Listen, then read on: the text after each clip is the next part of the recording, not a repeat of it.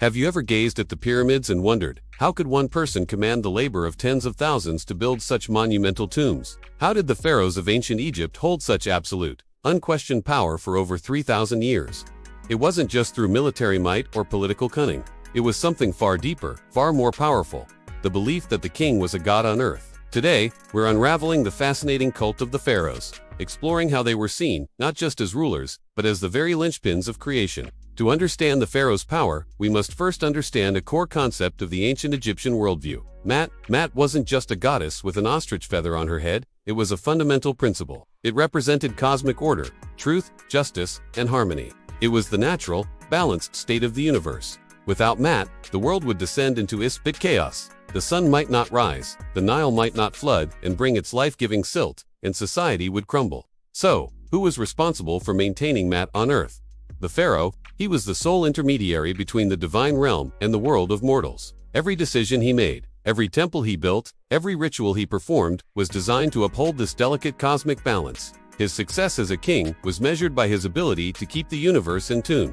If the harvest was good and the nation was at peace, it was because the pharaoh was successfully doing his job in maintaining Mat. This role, as the high priest of every temple in Egypt, was central to his divinity. While local priests performed the daily rituals, they were technically only acting as the pharaoh's stand-in. In theory, it was the pharaoh himself who made the daily offerings to the gods, appeasing them and ensuring their continued favor. This is why you see the pharaoh depicted on almost every temple wall, interacting directly with deities like Ra, Horus, and Osiris. He wasn't just a worshipper, he was a colleague. He was the living embodiment of the god Horus, the son of Osiris who avenged his father and brought order back to the world.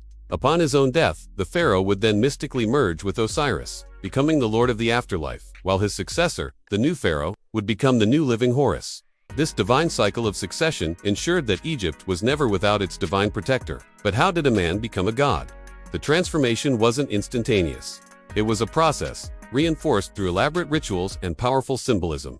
The coronation ceremony, known as the Knesset, was a pivotal moment.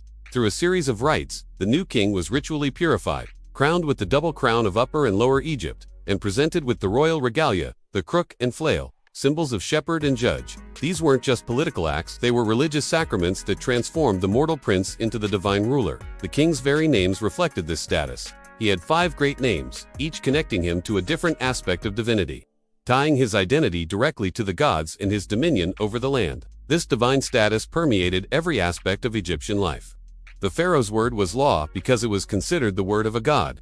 The economy, which revolved around agricultural surplus, was seen as a direct result of his ability to please the gods and ensure the Nile's flood. The entire state bureaucracy, from the vizier down to the local scribe, existed to enact the divine will of the pharaoh. This wasn't tyranny in the modern sense.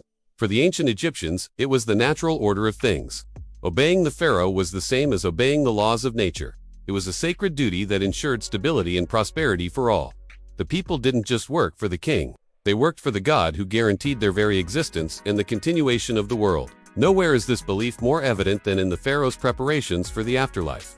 The pyramids, the elaborate tombs in the Valley of the Kings, these weren't just monuments to ego. They were resurrection machines. The Egyptians believed that death was not an end, but a transition. For the pharaoh to continue his cosmic role of maintaining Mat from the afterlife, his body, or Ka, and spirit, or Ba, had to be preserved and properly equipped.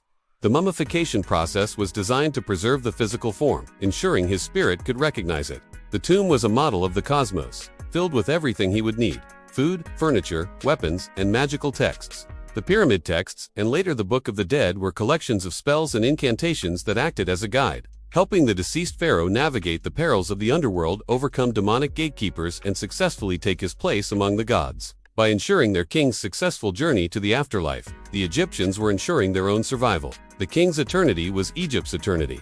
But was this belief universal and unwavering? For the most part, yes. However, there were periods of upheaval, like the first and second intermediate periods, when central authority collapsed.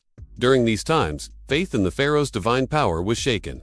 If the pharaoh was meant to uphold Mat, how could chaos reign? These crises often led to a revaluation of kingship, with later dynasties working even harder to reinforce their divine legitimacy through grander building projects and more elaborate religious propaganda. Even the famous heretic Pharaoh Akhenaten, who tried to replace the entire pantheon with a single god, the Aton, didn't abandon the idea of divine kingship. He simply recast himself as the sole prophet and son of this new god, proving just how deeply ingrained the concept was. So, the next time you see the golden mask of Tutankhamun or the stoic face of Ramesses the Great, remember what you're truly looking at. It's not just the face of a king, it's the face of a god on earth. A man tasked with the monumental responsibility of holding the universe together. The entire magnificent civilization of ancient Egypt, its art, its religion, its incredible architecture was built upon this one powerful idea, that the pharaoh was the bridge between heaven and earth, the guarantor of Maat, and the living embodiment of the divine. This belief system gave them purpose, stability, and the power to achieve the impossible.